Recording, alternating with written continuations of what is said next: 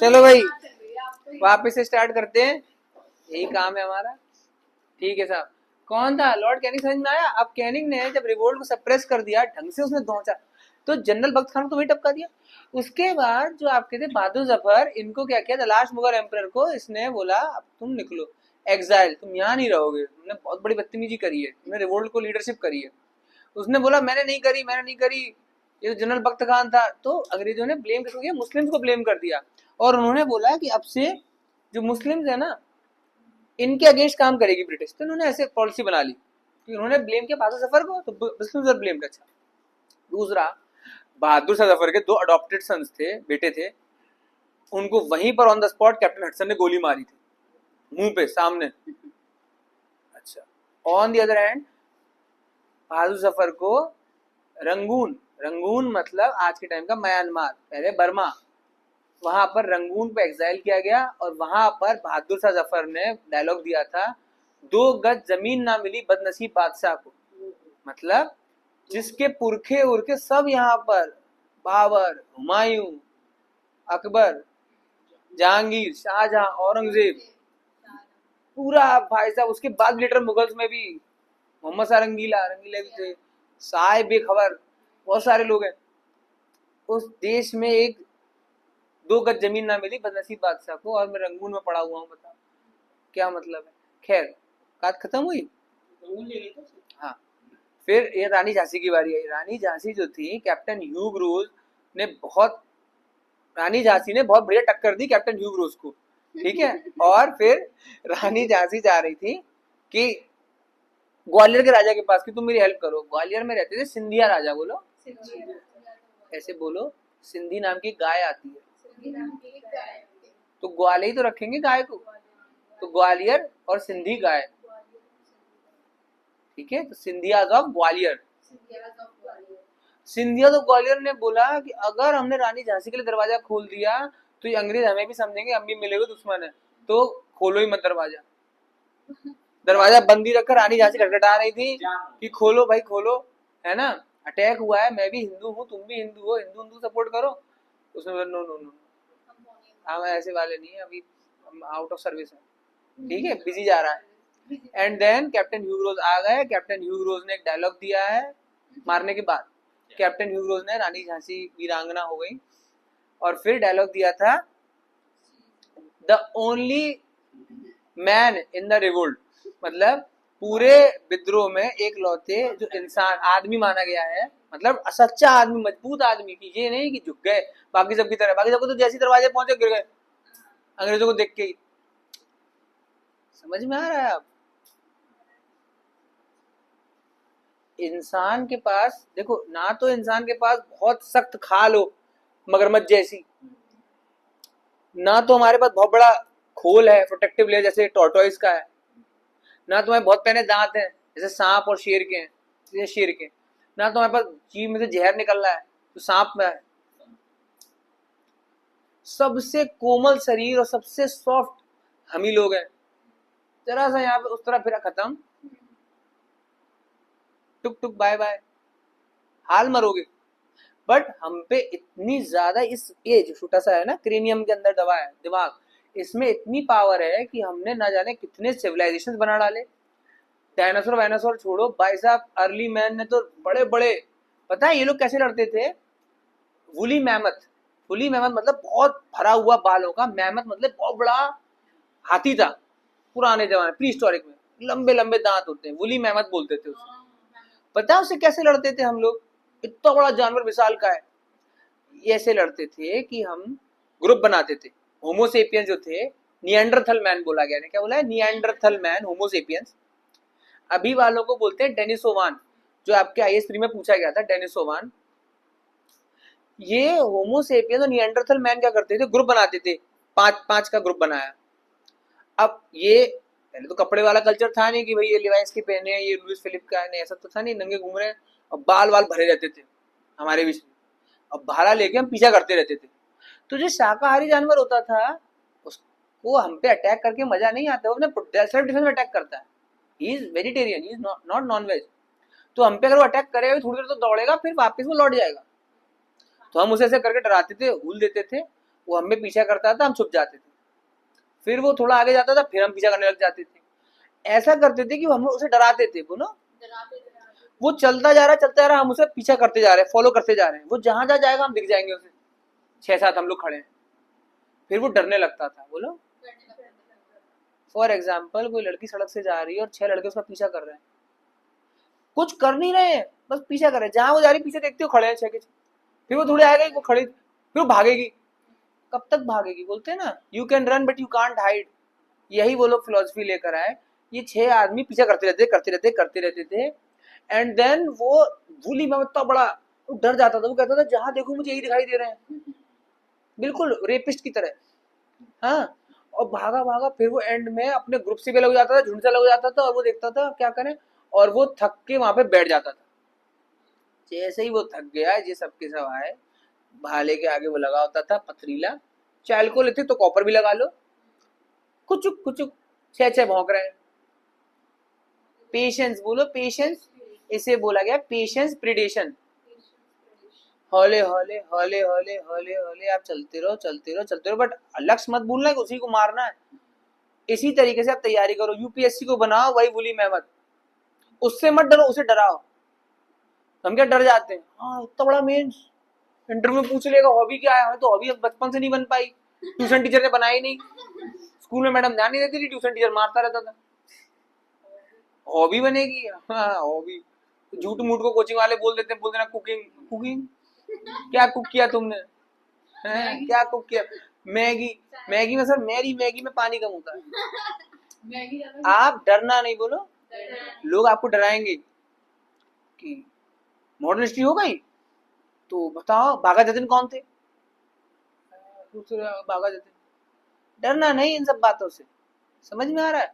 लोग आपको हर साल डराएंगे कि ऑप्शनल में क्या ले रहे हो, अरे जो इंसान पहली बार किसी कोचिंग में घुसा है उससे तुम बोले ऑप्शनल, पहले उसे ज्योग्राफी पढ़ लेने दो, पॉलिटी पढ़ लेने दो, हिस्ट्री पढ़ लेने दो, उसके बाद जो उसे समझ में आए, सबसे अच्छा लगे कि आसानी से हो जाता है सर, वो ऑप्शनल ले ले।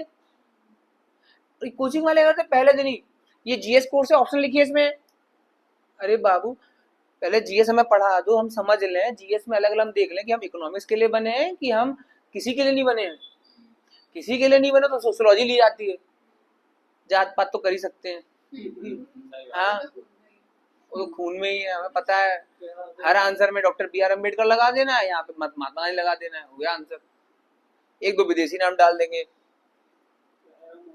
मैक्स मूलर, मूली छिलते थे, ठीक है, मैक्स मूलर। जिस तरह से अर्ली निएंडरथल मैन ने वुली मेमथ को कैसे पीटा, डरा डरा, हर जगह जहां भी वो देखे आप ही देखो, और फिर वो थक गया। उसी तरह आपने इतने प्रीवियस ईयर पेपर करो, इतने मॉक टेस्ट करो कि बता पूछना, वो भी डर जाएगा भाई साहब, आप आ जाते हो तो कंपटीशन तो आप ही जीत के जाओगे, आगे समझ में। इसे बोलते हैं बीइंग कंसिस्टेंट, लगे रहना लगे रहना लगे रहना, ये मैं पर डे हर दिन बोलता हूँ मैं, बी कंसिस्टेंट बोलो, कैसे कंसिस्टेंट, लगे रहो।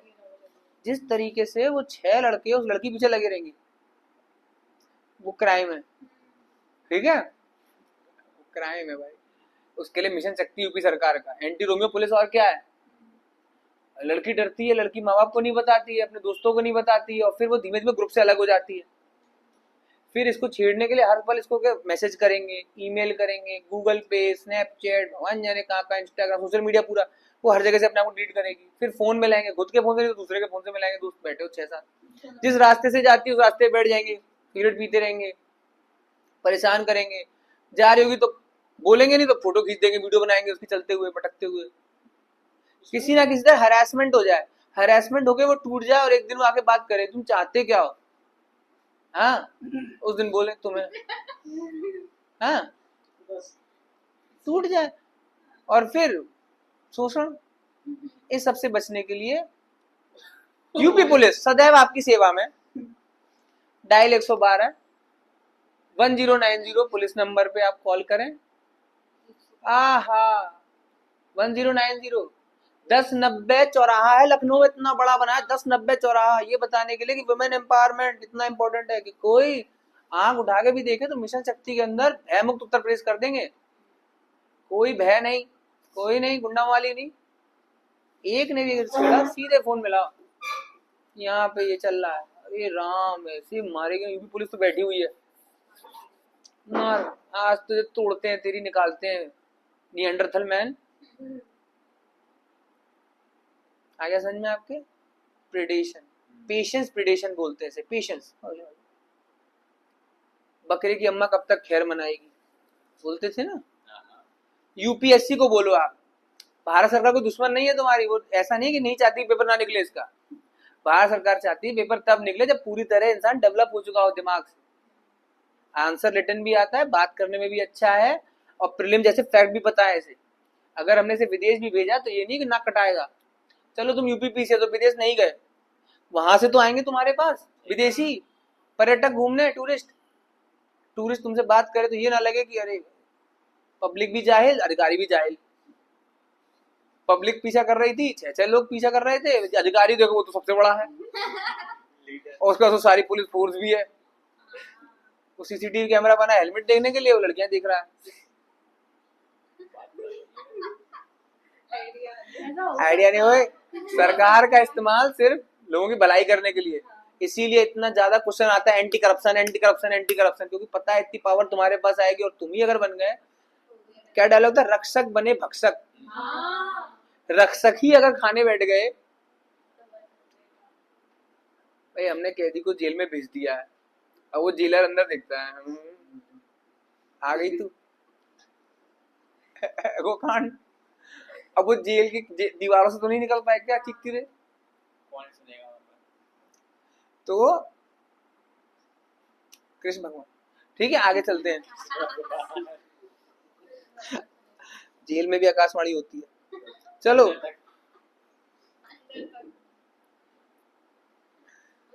आपके समझ में आया, इसीलिए हमारे देश में रूल ऑफ लॉ, कानून। देखो भाई आगे चलते हैं, क्या बोल रहा हूं मैं, किसने डायलॉग दिया था, 2 गज जमीन ना मिली बदनसीब बादशाह को, बहादुर जफर, ठीक है। अच्छा आगे चलते हैं, अब क्या हुआ, 1857 का रिवोल्ट हुआ, अब वहां पर ये दिखाया गया इंग्लैंड में कि इतने फौजी हमारे मारे गए, इतने उनके परिवार वाले मारे गए, और ये कंपनी की वजह से हुआ है, कंपनी गंदी कंपनी थी, हम पता है ब्रिटिश पार्लियामेंट में ये बात होती है कि हम बोल रहे थे कंपनी गंदी है, कंपनी, इसकी ट्रेड मोनोपोली हमने खत्म कर दी, इसका सब कुछ खत्म कर दिया, इस कंपनी को खत्म करो, इसने हमारे इतने लोग मार दिए, कंपनी गंदी कंपनी, बैड कंपनी, छी पुपू।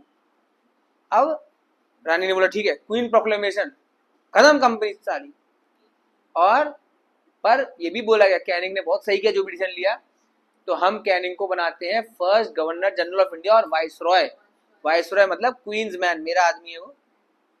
अच्छा, कैनिंग को नौकरी से क्यों नहीं निकाला, इसके कई कारण है, पहला कारण ये उसने अच्छा काम किया, अच्छा काम क्या किया, यूनिवर्सिटी खोलने के अलावा उसने यहाँ पे रिवोल्ट को दौचा, from the perspective of the British बोल रहा हूँ। दूसरी चीज, अभी वहां की सरकार का कोई आदमी आता, उसे भी समझने में टाइम लगता है इंडिया को, तो उसने बोला कि कैनिंग तू ढंग से समझ के बैठा है, तो कैनिंग जाते जाते थोड़ा यहाँ पे सेट बना जा, आगे जो आगे आने वाले वाइसरॉय हैं वो सीधे लंदन से अपॉइंट होंगे, सरकारी होंगे, वो अभी तक प्राइवेट कंपनी के थे। सोचो एक प्राइवेट कंपनी के मैनेजर डायरेक्टर ने आपको वो बना रखा था गुलाम देश को, private company, east India company, ये भी नहीं कि टाटा का मल्ल टाटा ने गुलाम बनाया हो, मैनेजर साहब ने गुलाम बना रखा पूरे देश को, जनरल बख्त खान वो लड़ रहे हैं, मैनेजर साहब, क्या दुख होता। हाँ? अब आई रानी, रानी ने बोला तुमने ये किया, हाँ, उसको फोटो प्रोपेगेंडा दिखाया गया, ऐसे दिखाया गया कि देखो ये क्रूर इंडियन है, और ये सुंदर सुंदर गोरी लड़कियों को, अंग्रेजों को जला रहे हैं और पीट रहे हैं, फोटो दिखाई ऐसी उसको। हाँ, अब अगर रानी गुस्सा आ जाती तो वो वही जो बोलता हूं मैं, छोड़ती किसको, पूरे कॉमनवेल्थ ऑफ नेशन को छोड़ देती इंडिया में, मारो सालों। ऑस्ट्रेलिया में पूरी पॉपुलेशन खत्म कर दी थी अंग्रेजों ने, क्योंकि ऑस्ट्रेलिया की जो ट्राइब थी बदतमीज ट्राइब थी, एबोरिजिनल्स बोलते हैं उनको, ऑस्ट्रेलिया में ट्राइब रहती थी, आदिवासी रहते थे, उन्हें बोलते थे एबोरिजिनल्स। जब ब्रिटिश वहां पहुंचे तो वो ट्राइबल ने बिल्कुल कोऑपरेट करने से मना कर दिया, तो अंग्रेजों ने बोला एक ही रास्ता है, मार डालो सबको, तो मारना शुरू हुआ। आज ऑस्ट्रेलिया में बहुत कम ट्राइबल मिलेंगे आपको, सब अंग्रेज भरे हैं, आ गया। पर इंडिया में जैसी बोलोगा हमने देखा रे आप अतिथि देवो भवो, तैतरी उपनिषद। आप आए हैं, अरे इतने चमक रहे हो, क्या पहनते हो, सॉरी क्या लगाते हो मेकअप वेकअप पे, है ना? नहीं मेकअप वेकअप क्या लगाते हो, हमें भी दो। नहीं नेचुरल नेचुरल, यहाँ हम जरा सा धूप में निकला काली पुत गई, काले काले पैदा हो रहे हम तो। सही आदत पहले के जमाने में, ठीक है। अब आया crown rule began, company rule over, crown rule began. तो ईस्ट इंडिया कंपनी खत्म हो गई और 1858 में होता है क्वींस प्रोक्लेमेशन। क्या होता है? प्रोक्लेमेशन मतलब रानी का ऐलान। क्या ऐलान? कंपनी रूल एंडेड और क्राउन रूल बिगैन। इसमें गवर्नर जनरल वायसरॉय बन जाता है। प्लस जो पहले पिट्स इंडिया एक्ट था जो आया था आपका 1784 में, उसमें बोर्ड ऑफ कंट्रोल और कोर्ट ऑफ डायरेक्टर बनाए गए थे। उसको बंद करके अब उसकी जगह उसको बंद कर दिया गया क्योंकि वो कंपनी के लिए थे। उसकी जगह आ गया सेक्रेटरी ऑफ स्टेट, एसओएस मतलब फॉरेन अफेयर मिनिस्टर, जो इंग्लैंड में बैठता था।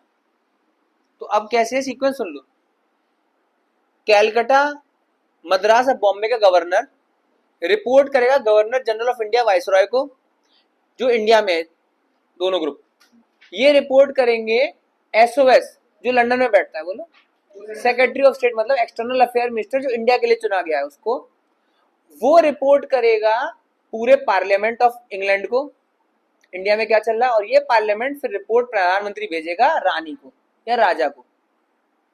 इंडिया में कौन रहता था? Governor of Bengal, Madras and Calcutta and governor general viceroy, ये भारतीय। एसओएस कहां पर है? इंग्लैंड में एक्सटर्नल अफेयर मंत्री है। वो मंत्री रिपोर्ट देगा पार्लियामेंट को, पार्लियामेंट में प्रधानमंत्री जाके बोलेगा राजा रानी से। ये इन्होंने सीक्वेंस बनाया। अब ये टोटली सरकारी हो गया मामला।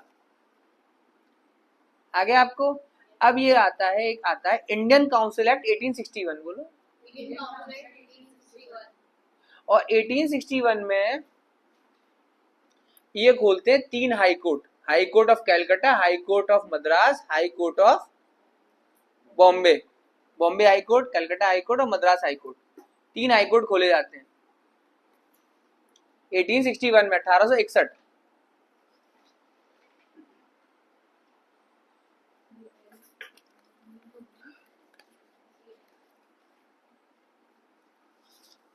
अब क्या कहानी हुई? 1861 में जो इंडियन काउंसिल एक्ट आता है, इसमें क्या बोला उन्होंने? सबसे प्यारी चीज इंट्रोड्यूस करी गई वो था पोर्टफोलियो सिस्टम। क्या था? पोर्टफोलियो सिस्टम क्या होता है आप सुन लीजिए। फॉर एग्जाम्पल रानी ने पूछा भाई साहब आप क्या करते हैं? उन्होंने बोला सब कुछ करते हैं। आप क्या करते हैं? सब कुछ करते हैं। आप क्या करते हैं? सब कुछ करते हैं। मैडम सब कर देंगे, हम अधिकारी हैं, सब कुछ कर देंगे, हम मंत्री हैं, सब कुछ कर देंगे। नहीं ऐसा नहीं चलेगा आज। जैसे फॉर एग्जाम्पल रानी गई सड़क से जा रही थी, उसे गड्ढा देखा, उसने बोला किसकी जिम्मेदारी है, गड्ढा क्यों है? उसने बोला मेरी जिम्मेदारी तो नहीं थी। उसने बोला मेरी नहीं, उसने बोला मेरी नहीं है। तो रानी ने बोला किसकी जिम्मेदारी है? हम नहीं जानते। तो रानी ने बोला सबसे बेस्ट तरीका है पोर्टफोलियो सिस्टम। पोर्टफोलियो आज भी मानते हैं। पोर्टफोलियो मतलब आज से आप है defence minister Rajnath Singh. Defence minister मतलब आज से भारत में डिफेंस में कोई दिक्कत हो या कोई चीज की बात हो तो इनसे कांटेक्ट किया जाएगा, इनकी जवाबदेही है। जो अटैक हुआ पहलगाम में, पुलवामा में, यूनियन टेरिटरी आप बन चुके हो, केंद्र शासित प्रदेश, 70% इंडियन आर्मी कश्मीर में है, फिर भी एक टूरिस्ट स्पॉट पे इतना बड़ा कैसे हो गया कांड? इतना बड़ा आतंकवादी हमला हो गया, किसकी जिम्मेदारी थी? डिफेंस मिनिस्टर की जिम्मेदारी थी। तो डिफेंस मिनिस्टर ने क्या स्टेप उठाया? ऑपरेशन सिंदूर। राफेल खोल दिए कि नहीं खोले? दिखाने के लिए लाए डसॉल्ट राफेल फ्रांस से, खोल दिए, इनकी जिम्मेदारी थी। On the other hand home minister Amit Shah बैठे हैं। जब म्यांमार में तख्ता पलट हुआ है अभी रिसेंटली, तो वहां पे जुंता गवर्नमेंट आ गई, मतलब मिलिट्री रूल चल रहा है। तो वहां से रखाइन प्रोविंस से रोहिंग्या मुसलमान भागकर आए इंडिया में, बांग्लादेश में, हर इंडिया काफी घुसे। इंडिया की 7,005 किलोमीटर लंबी तो कोस्ट लाइन है, बहुत लंबा कोस्टल एरिया है। वहां से ये भागकर आए नदी में तैर तैर के, समुन्द्र में। तो किसकी जिम्मेदारी थी? होम मिनिस्टर की जिम्मेदारी थी कि वो यहाँ पे ना रहे, तो इन्होंने इसलिए क्या किया, CAA और NRC, national registration of citizenship, किसके अंडर आती है? होम मिनिस्ट्री के अंडर आती है। ये है भाई साहब एग्रीकल्चर मिनिस्टर। एग्रीकल्चर मिनिस्टर जो है, इनकी क्या जिम्मेदारी है देखने की कि हमारे देश में खेती बाड़ी बहुत बढ़िया चले, किसान अन्नदाता आत्महत्या नहीं करे, बल्कि उसकी आय दुगनी हो। किसकी जिम्मेदारी? एग्रीकल्चर मिनिस्टर की। तो ये क्या, कई सारी रिसर्च करने के बाद ये लेकर आए, 3 कृषि कानून लेकर आए। क्या लाए? 3 कृषि कानून, 3 किसान लॉज लेकर आए, जिसमें सबसे पहला ये था कि 2013 का जो एक्ट आया था, APMC mandi act, agriculture produce market committee act, जिसमें ये था किसान सिर्फ सब्जी मंडी पे जाके सब्जी बेच सकता है, वो प्राइवेट व्यक्ति को हैंड टू हैंड नहीं बेच सकता। आपने खेती करी, सब्जी कटी, आप पहले सब्जी ले आके सब्जी मंडी पे ले जाओगे, वो तुलेगी और फिर वहां पे मंडी इंस्पेक्टर अधिकारी होगा, वो देखेगा। उसके बाद फिर वहां पर अलग अलग कंपनियां आए, रिलायंस फ्रेश, बिग बास्केट, ये कंपनियां, बिग बाजार, ये आए, वहां से सब्जी खरीदें और फिर अपने प्राइवेट मार्केट में भेजें। ये था 2013 का एक्ट। जो 3 कृषि कानून जो एग्रीकल्चर मिनिस्टर ऑफ इंडिया अभी लेकर आए थे, जिसपे तगड़ा आंदोलन हुआ, वो क्या था कि अब वो किसान डायरेक्टली प्राइवेट को बेच सकते हैं, सब्जी मंडी आने की जरूरत नहीं है। तो सब्जी मंडी वाले में जो लोग बैठे हुए थे, बड़े बड़े अड़तिया बोलते हैं इन्हें, मतलब ब्रोकर्स, रिलायंस वाले को किसान वाले से मिलाने के लिए बीच में जो कड़ी होती है ना, ब्रोकर, दलाल टाइप, ठीक है, ब्रोकरी, तो उनको बुरा लगा क्योंकि उनका पत्ता कट हो रहा है, उनका कमीशन कट हो रहा है। बोलो, पहले किसान अपना सामान लाएगा मंडी पे दलाल जो होंगे वो अलग अलग बात करेंगे, बिग बास्केट तू कितना दे रहा है, रिलायंस तू कितना दे रहा है, रिलायंस फ्रेश, बिग बाजार कितना दे रहा है, ठीक है। बात हुई ब्लिंकिट जो भी है, स्नैपचैट, सॉरी क्या नाम है, जेप्टो, ठीक है, कितनी ऐप है, ये दलाल उन सबसे बातें करेगा। अच्छा ठीक है, फिर ये दलाली, अब इसको खतरा पड़ गया, क्यों? क्योंकि अब हमने बोल दिया, भारत सरकार ने, कि ये सीधे रिलायंस वाले, अंबानी अडानी जो भी है, ये सीधे किसान से बात कर लें और किसान से कॉन्ट्रैक्ट फार्मिंग पे रेट वेट डिसाइड करके अपना कर ले भाई साहब। तो ये तो बहुत बढ़िया था, दुगनी आय करने के लिए। बीच में से ये कमीशन खाने वाला चला जाएगा। तो एक कमीशन आज से खा रहा है कि युग युगांतर से खा रहा है? युग युगांतर से कमीशन खा रहे हैं। तो ये कितने पावरफुल होंगे? ये बहुत पावरफुल है। यूपी का गन्ना किसान इतना पावरफुल नहीं था, यूपी का गन्ना किसान यूनियन पावरफुल है। पहाड़ देगी गन्ना किसान यूनियन। MSP और FRP की डिमांड करते हैं, फेयर एंड रेम्यूनरेटिव प्राइस, हमें दो इतना पैसा, चीनी रोक देंगे। और जो भी सरकार बनती है, इनको खुश रखती है भाई, गन्ना वालों को। इंडिया का लार्जेस्ट गन्ना प्रोड्यूसर कौन है? उत्तर प्रदेश। समझ में आ गया?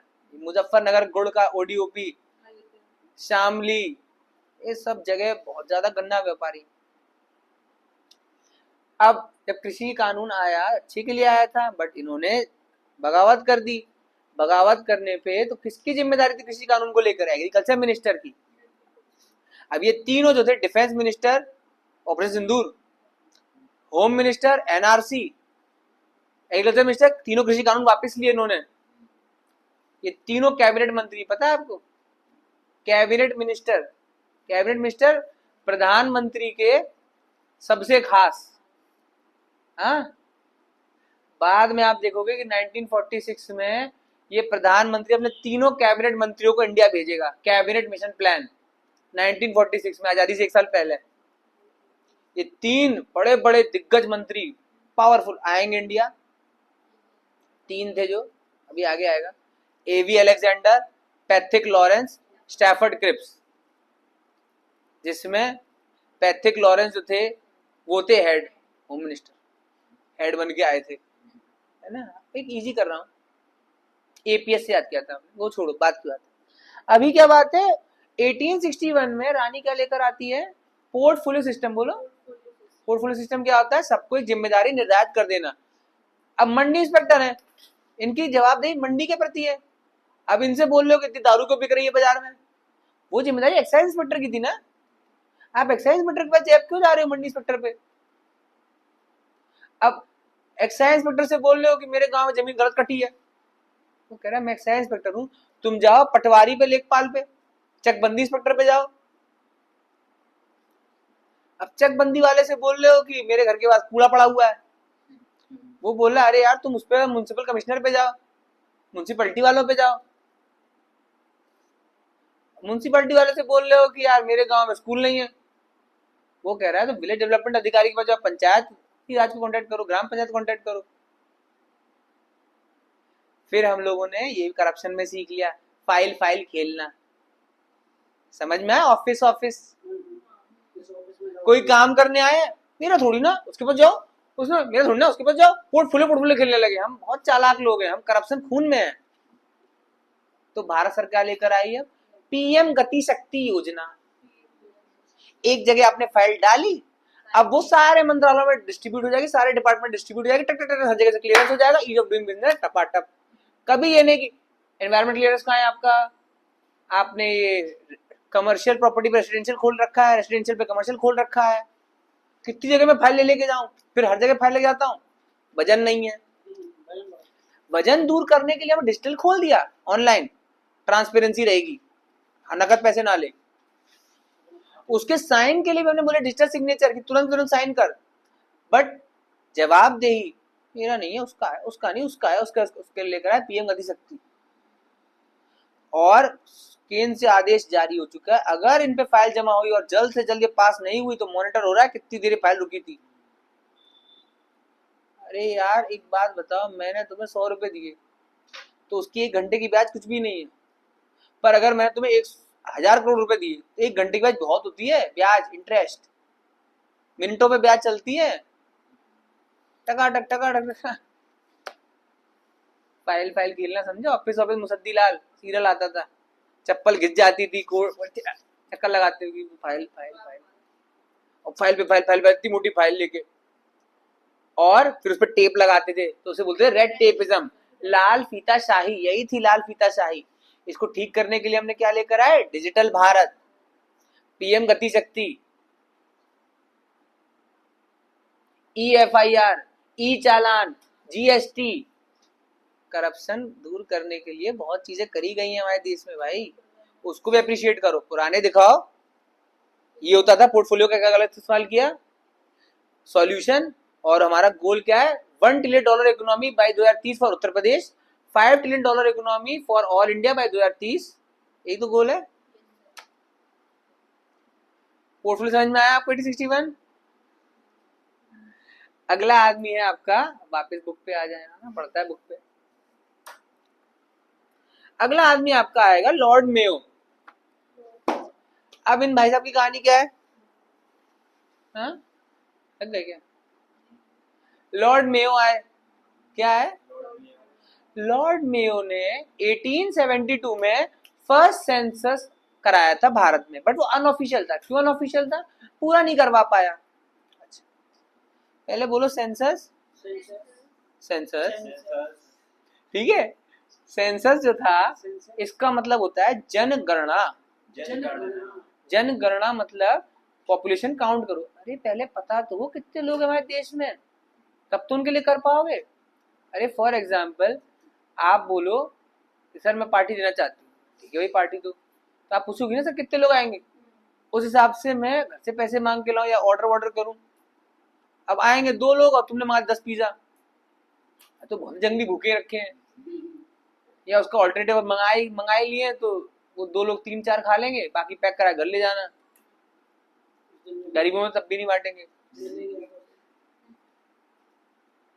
हाँ क्या समझे, जनगणना क्यों इंपॉर्टेंट है, हमें पता तो चले कि हमारे घर में रह कौन रहा है, आप पता ही नहीं घर में कितने लोग रह रहे हैं। अब जब पता नहीं है, फॉर एग्जाम्पल आपसे बोला गया है भाई पार्टी है आ जाइयो आइसक्रीम ले आइयो, अब बताना मैं भूल गया कितने लोग बैठे हैं, तो आप क्या लाओगे, आप लेकर आना, क्या लाना, डिब्बा या ब्रिक ले आना, डिब्बा महंगा आता है, ब्रिक ले आना। भाई ये भी हुआ है, यहाँ पर हुआ है ये, ठीक है। अब कितने लोग से नहीं पता तो ब्रिक ही लिया मैंने, शाबाश क्या दिमाग लगाया। और अब भाई कितने लोग हैं तो केक ही ले आओ, ऊपर ऊपर का कुछ खा लेंगे, नीचे वाले कुछ और खा लेंगे। टुकड़े करे फिर ऐसे ऐसे करके उठाएगा, ज्यादा लोग हैं तो। अगर एक एक स्लाइस दोगे तो कम बढ़ता है, ऐसे उठाओगे तो ज्यादा बढ़ जाता है। जिसको नहीं मिले उसके मुंह पे बचा बचा कूद दियो, कहेगा खाया है इसने। कपड़ों पे लगा दियो, मुंह धो भी आए तो प्रूफ रहे कि खा के रहा है। मेरा मन, अपने स्टाइल से पढ़ाते हैं सब। ये भाई साहब तो लॉर्ड मेयो ने बोला कि जनगणना करना बहुत जरूरी है। अच्छा साहब, तो अगर हम चाहते हैं, क्योंकि अब हम गवर्नमेंट है, अगर हम चाहते हैं कि यहाँ पर हमें कुछ चेंज करना है या पैसे लाने या कुछ करना है, तो हमें पहले गिनती करें कितने लोग रहते हैं। ये आदमी अलग ही बावड़ा सा था। ये आदमी सीधे कहाँ गया, अंडमान निकोबार। कहाँ गया? अंडमान निकोबार में, वहां पर सेलुलर जेल, काला पानी। बोला कि जनगणना यहाँ से स्टार्ट करूंगा मैं। ओहो, तुम्हें यही जगह मिली? तुम कौन हो? Vice Roy, governor general. जो कैनिंग था, जो बेंटिक था, जो वॉरेन हेस्टिंग है, वेलेस्ली, इतने बड़े बड़े लोगों के बीच में तुम्हारा भी नाम है, लॉर्ड मेयो। और तुम कहाँ गए हो? अंडमान निकोबार सेलुलर जेल में जनगणना करने। आओ भाई, तुम आओ। कहाँ के रहने वाले हो? Lord Mayo. सेंसस लेने, जनगणना करने गया था। मत करो, ठीक है।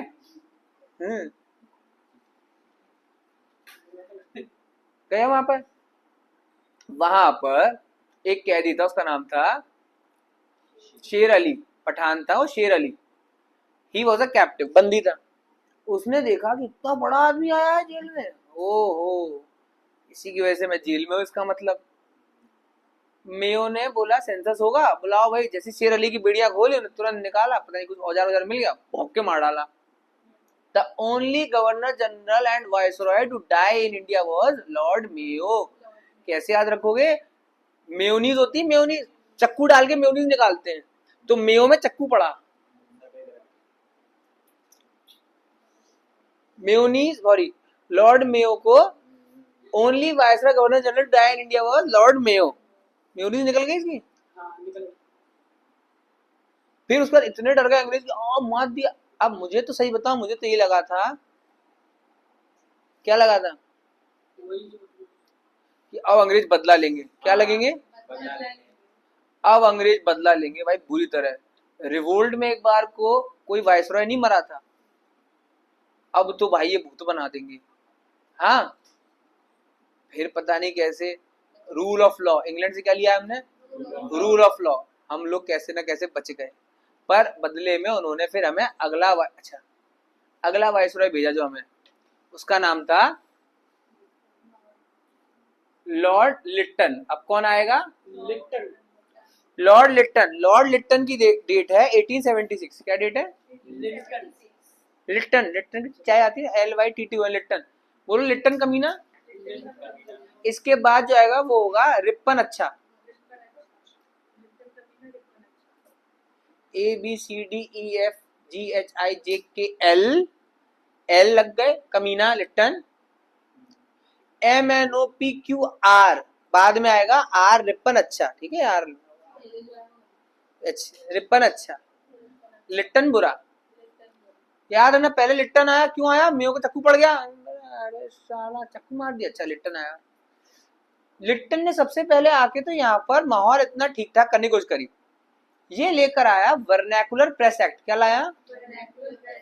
वर्नैकुलर प्रेस एक्ट में लाया। अच्छा, इसने पहले तो अपने अधिकारियों से पूछा, क्यों ये बताओ, हम लोग इतनी यूनिवर्सिटी बना रहे हैं, कोर्ट सिस्टम है, तो ये हमसे लोग खुश क्यों नहीं है? इंडियंस क्या कारण है हमसे दुखी है? इनका दिल कैसे जीते? तो इनके अधिकारियों ने बोला, सर वो लोकल अखबार है, उस अखबार में आपके प्रति गंदी गंदी गाली लिखते हैं ये, तो मुझे अखबार दिखाओ। तो इंग्लिश अखबार देखा? नहीं, अच्छा तो लिखा है, क्या गंदी गंदी गाली लिखी है? कह सर इंग्लिश वाले नहीं लिख रहे हैं, जिस यूनिवर्सिटी में आप पढ़ा रहे हो वो थोड़ी ना गलत लिखेंगे आपके लिए। ये जो लोकल अखबार वाले लोग हैं ना, वर्नैकुलर भाषा में, कोई मराठी में लिख रहा है, कोई उर्दू में लिख रहा है, कोई गुजराती में लिख रहा है, तेलुगु, मलयालम, तमिल, उसमें गंदी गंदी माँ बहन की लिख रहे हैं आपके लिए। जैसे कि बताएंगे, ठीक है? गाली दे रहे हैं। उसने बोला, अरे तो सर अगर आपको चाहिए कि लोग आपके प्रति प्रेम भावना रखें, तो इस वर्नैकुलर प्रेस एक्ट लेकर आओ, कि जो भी प्रेस वाला मतलब जो छपाई करने वाला, वो अगर लोकल भाषा में लिखता है तो उससे सबसे पहले उसका अखबार हमारे पास आएगा, डीएम की जिम्मेदारी होगी, हर डिस्ट्रिक्ट मजिस्ट्रेट की जिम्मेदारी होगी, वो उसका कागज देके अखबार पढ़े सुबह सुबह। इसीलिए हर डीएम को बोला जाता है सुबह सुबह अखबार पढ़ो, हर अधिकारी को बोला जाता है सुबह सुबह अखबार पढ़ो। क्या लिखा है उसमें? अगर उसमें कोई भी ऐसी बात पाई गई जो सरकार और राजा रानी के खिलाफ और गंदी गंदी गाली पाई गई, तो उसकी प्रिंटिंग प्रेस जब्त हो जाएगी और फाइन लगेगा। मतलब प्रिंटिंग का जो सामान है वो जब्त हो जाएगा और फाइन लगेगा और बैन लगा देंगे। तो उसने, लिट्टन ने बोला था कि कौन सा अखबार सबसे ज्यादा बोलता है। अच्छा, लिट्टन इस समय कलकत्ता में, कैपिटल पहले क्या थी? कलकत्ता, तो कलकत्ता में बैठा था। इसने बोला सर यहाँ पर कलकत्ता में आपका एक अखबार बेचने वाला है ग्रुप, क्या नाम था उस ग्रुप का? अमृत बाजार पत्रिका। अमृत बाजार पत्रिका, जो कि दो भाई हैं, एक का नाम है शिशिर कुमार घोष और एक का नाम है बारिंदर घोष। बोलो, घोष कहाँ पर होते हैं? कलकत्ता वाले बंगाली घोष होते हैं ना, घोष। क्या नाम था? अमृत बाजार पत्रिका किसकी थी? शिशिर कुमार घोष और बारिंदर कुमार घोष। कैसे याद रखोगे? बार है, बार, इधर देखो, बार है, बार, बार में जो शीशी होती है उसके अंदर अमृत होता है। बोलो, तो बारिंदर कुमार घोष और शिशिर कुमार घोष, शीशी क्या निकालते थे? अमृत बाजार पत्रिका। ये बंगाली में थी, किसमें थी? लिट्टन ने बोला कि कानून हम आधी रात को लेकर आएंगे। क्या लाएंगे? ताकि अगले दिन सुबह सुबह जैसे ही अखबार में गंदी गाली लिखेगा पकड़ लेंगे साले। तो ये रात को लेकर आए, बट हम इंडियन भी हैं, हमारे कुछ जासूस थे और लोग थे, उन्होंने रात को बता दिए शिशिर कुमार घोष और बारिंदर घोष को कि भाई देख घोष भाइयों, वो कानून ले आया आधी रात, तो सुबह अगर तुमने वर्नैकुलर बंगाली भाषा में गाली लिख दी तो तुम गए। उस लोगों ने, दोनों ने मिलके, भाइयों ने रातों रात बंगाली पेपर इंग्लिश में लिख दिया। अब इंग्लिश में गाली देना अलाउड था। बोलो, इंग्लिश में गाली तो अलाउड है, वर्नैकुलर लोकल भाषा में गाली नहीं दोगे तुम।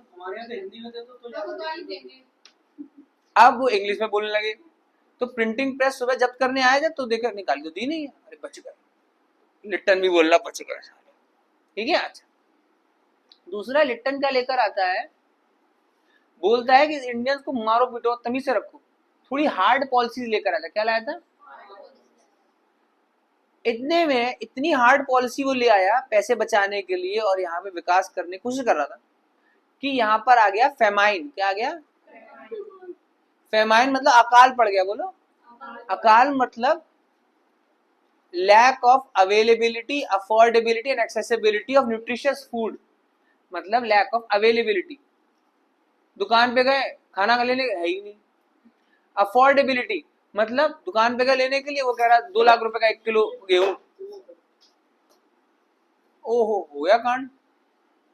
दूध का एक पैकेट 5 लाख का एक पैकेट दूध, कौन लेगा? लैक ऑफ अवेलेबिलिटी, अवेलेबल नहीं है भाई, नॉट अवेलेबल, दूध नहीं मिल रहा है ना, गाय भैंस सब मर गई और ये अनाज वनाज कुछ नहीं है। अफोर्डेबिलिटी, बहुत महंगा औकात तेरी है। Lack of affordability, accessibility, accessibility मतलब यहाँ पे नहीं मिलेगा, वहां मिलेगा 5 किलोमीटर दूर। कलकत्ता वाले से बोल रहे हो दिल्ली जाके मिलेगा खाना, दिल्ली वाले को बोलेगा तमिलनाडु मिलेगा, चेन्नई में। Lack of availability, accessibility and affordability of nutritious food. ये फूड नहीं कि घास है खा ले, ठीक है, न्यूट्रिशियस चाहिए। न्यूट्रिशियस मतलब ऐसा खाना जिससे दिमाग भी चले, बॉडी बॉडी कुछ तो हो, फर्क पड़े। एट ऑल टाइम्स, किसी भी टाइम। भूख कब लगती है? कुछ समय होता है। और रात को नींद नहीं आई, 3 बजे आंख खुल गई, भूख लगा शुरू, पेट एक्टिवेटेड, भाई जगे हो तो कुछ खाओ है? आपकी समझ में आ रहा है? फेमाइन आ गई। अब फेमाइन आने के बाद अब लिट्टन ने बोला कि मैंने यहाँ पे लॉ एंड ऑर्डर बहुत अच्छे से मेंटेन रखा हुआ है, कोई बदतमीजी नहीं होगी, अखबार में भी सब अच्छा। एंड इसने फिर इनवाइट किया रानी को इंडिया आने के लिए, रानी जी प्लीज इंडिया आइए। तो he was the first one जिसने ऑर्गेनाइज कराया था दिल्ली दरबार। बोलो, लिट्टन के टाइम पर हुआ था दिल्ली दरबार। दिल्ली दरबार मतलब रानी आके बैठेंगी। इंडिया में बहुत रेयरली आते थे वहां के राजा रानी, यहाँ पर क्या चल रहा है भाई। आप बताना harsh policies of Lytton and inhuman treatment towards Indian. Example, Delhi Darbar organise during the times of famine. अकाल पड़ा हुआ है, देश में लोग भूखे मर रहे हो, तुम दिल्ली दरबार करा रहे हो। फॉर एग्जाम्पल, घर में लोग भूखे मर रहे हैं और तुमने चिढ़ा चिढ़ा के मैगी खा रहे हो। खैर, मैगी तो चलो छोड़ो, घर में अनाज नहीं है और तुम गर्लफ्रेंड को ले गए वहां पे ताज होटल में पिज्जा खिलाने। समझ में आ रहा है आपके? तो क्रूरता, इनह्यूमन हो तुम। खैर, ठीक है, एक बात कह रहे थे,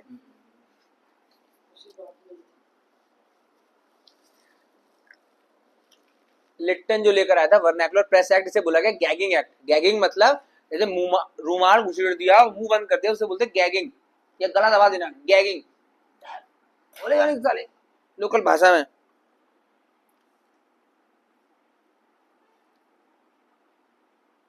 इसके बाद भाई साहब क्या हुआ, इसके बाद इतना हार्ड हो गया, रानी यहाँ से जब गई तो रानी से कई लोग आए मिलने, शिकायत करी, रानी बहुत बदतमीज है वो लिप्टन। रानी बदतमीज है, ठीक है चलो आपकी बात सुनी, हम हटाते हैं, चेंज। बड़ी अच्छी थी रानी, कुछ भी कहो। हाँ, सुनेगी नहीं, रानी है, रानी कितनी प्यारी प्यारी सी होती है, वहां बैठी होती है लंदन में, राजा होते हैं।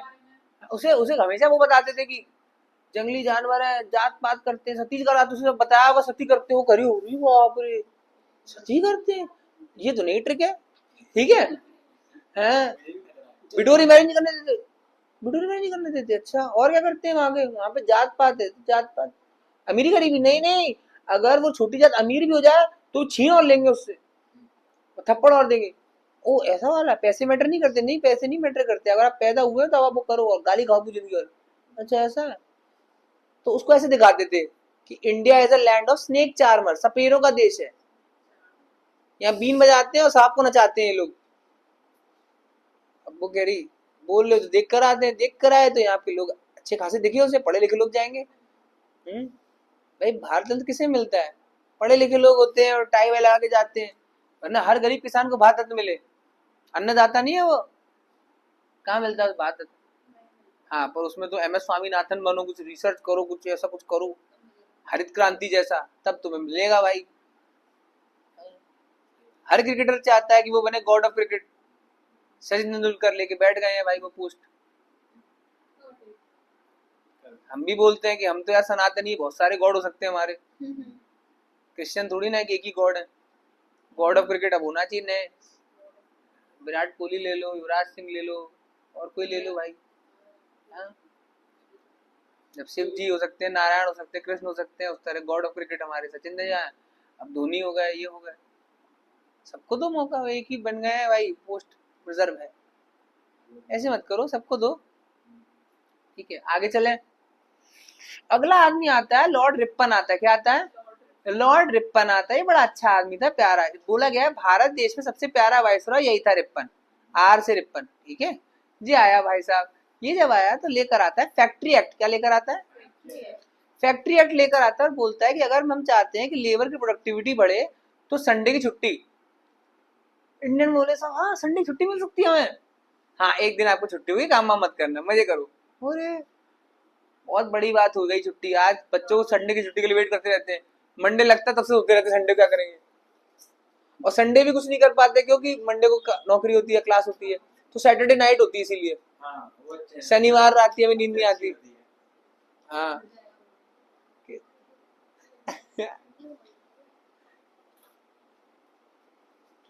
सैटरडे नाइट, ठीक है, होता है।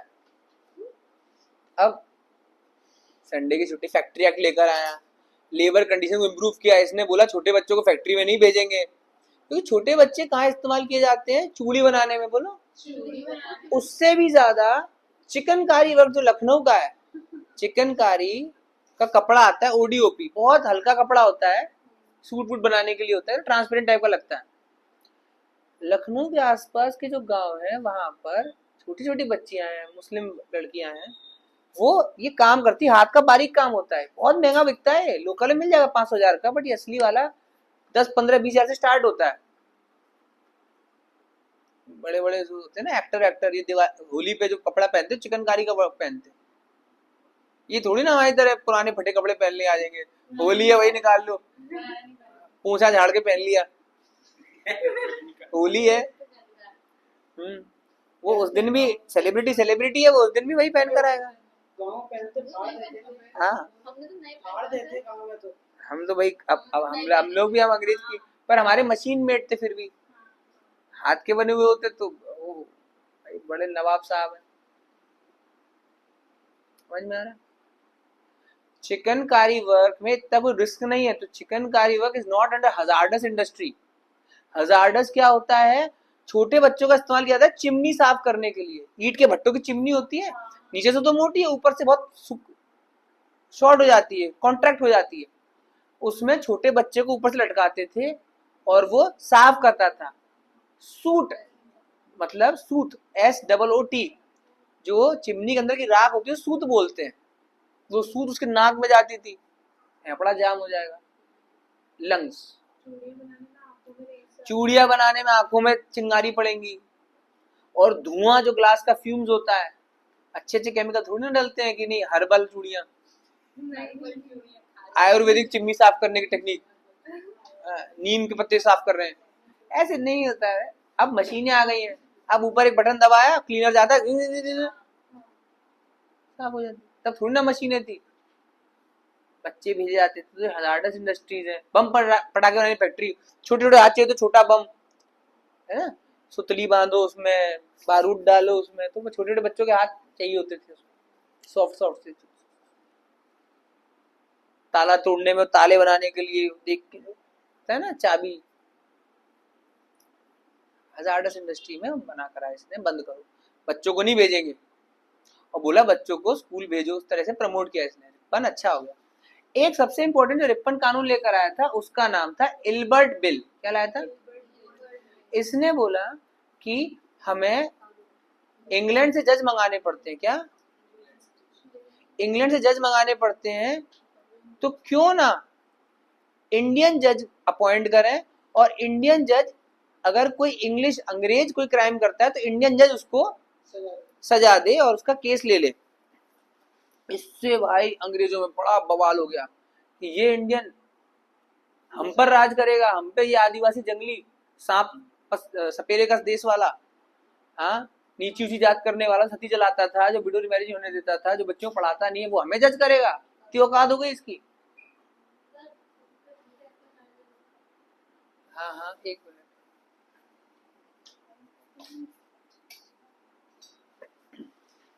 समझ में आ रहा है आपके? क्या समझ में आ रहा है? Albert bill. एल्बर्ट बिल क्या है?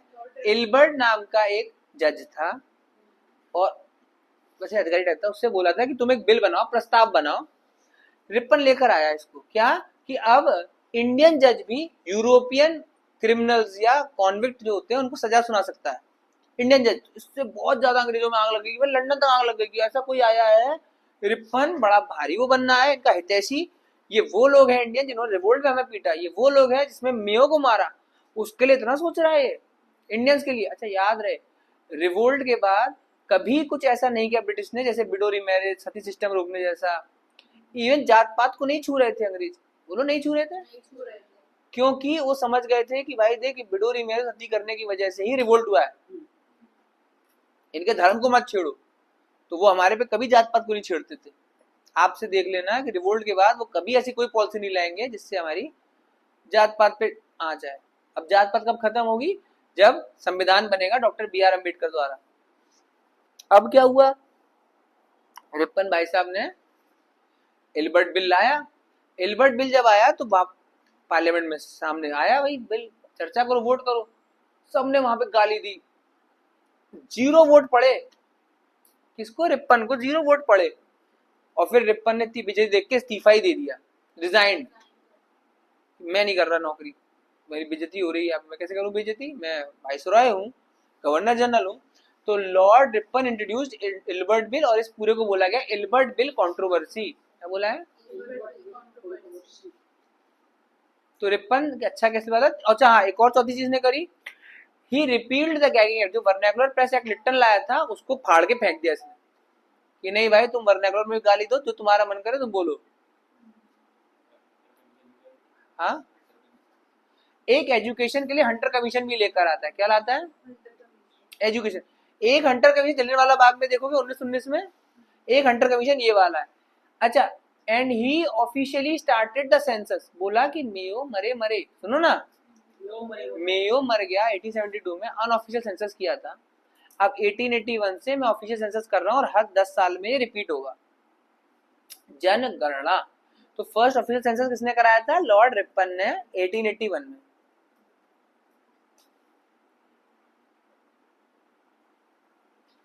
इस बुक में देखें भाई क्या लिखा है। Lord Lytton, his pen name was Owen Meredith, नहीं करोगे। Lytton face the famine of 1876, very important, बस इतना है ना, डेट जरूरत नहीं है। लिट्टन के टाइम पे फमाइन हुई थी। ही पास द रॉयल टाइटल्स एक्ट 1876। अभी रॉयल टाइटल एक्ट क्या है? रॉयल टाइटल एक्ट ये है कि जब वो रानी आई थी ना इंडिया में, तो शी वाज क्वीन एलिजाबेथ, उसको यहाँ बनाया था महारानी ऑफ इंडिया। उसके लिए एक्ट पास किया था, रॉयल टाइटल्स एक्ट। महारानी ऑफ इंडिया, जिसको बोला गया कैसर हिंद। हाँ, केसर नहीं, कैसर, एक ही बात है, केसर हिंद, हिंद की केसर, ठीक है। महारानी श्री श्री 1008 श्री क्वीन एलिजाबेथ पधार रही हैं, पधारो भाई, जो भी बोलते हो मुझे जानता नहीं, महामहिम श्री भीष्म पितामह, मतलब जो भी है। वर्नैकुलर प्रेस एक्ट किसने? लिट्टन लेकर आया था। और आर्म्स एक्ट, बोलो आर्म्स एक्ट। आर्म्स एक्ट ये है 1878 में आया था, जो लिट्टन पुराने वाला, लिट्टन कमीना बताया था ना। आर्म्स एक्ट में क्या था सुनो, आर्म्स एक्ट में ये था कि आपको बंदूक रखने के लिए लाइसेंस चाहिए, बोलो। इससे पहले जिसकी औकात हो बंदूक रखने के लिए चूच चका करके ले रख ले, अब क्या चाहिए? लाइसेंस चाहिए, बोलो। क्या आज भी वो है? आज भी आर्म्स एक्ट 1878 जिंदा है। पहले ये था कि लाइसेंस चाहिए इवन, अच्छा किसको लाइसेंस चाहिए? इंडियंस को, बोलो। अंग्रेज को लाइसेंस नहीं चाहिए, क्योंकि और इंडियन को लाइसेंस कब मिलता है? जब वो पावरफुल हो, जमींदारों को मिलेगा, जो टैक्स कलेक्ट करने में हेल्प करते हैं। इसीलिए आज आप जाओ, ये जाए बंदूक का लाइसेंस लेने, इन्हें कोई देगा? बोले तुम्हें क्या जरूरत, हम यूपी पुलिस मर गई है क्या? तुम इतने ज्यादा पावरफुल हो, तुम्हारी जान इतनी ज्यादा रिस्क में है कि तुम हो भाई साहब बहुत बड़े यहाँ के बिल्डर, ये एंथेला ग्रुप ओपी चेन के मालिक, पल पल पे तुम्हें जानो खतरा है। यूपी पुलिस क्या तुम्हारे 24 घंटे तुम्हारे क्या रक्षा करती रहे? तुम मंत्री तो हो नहीं, ना तुम अधिकारी हो। तो यूपी पुलिस क्या करती है?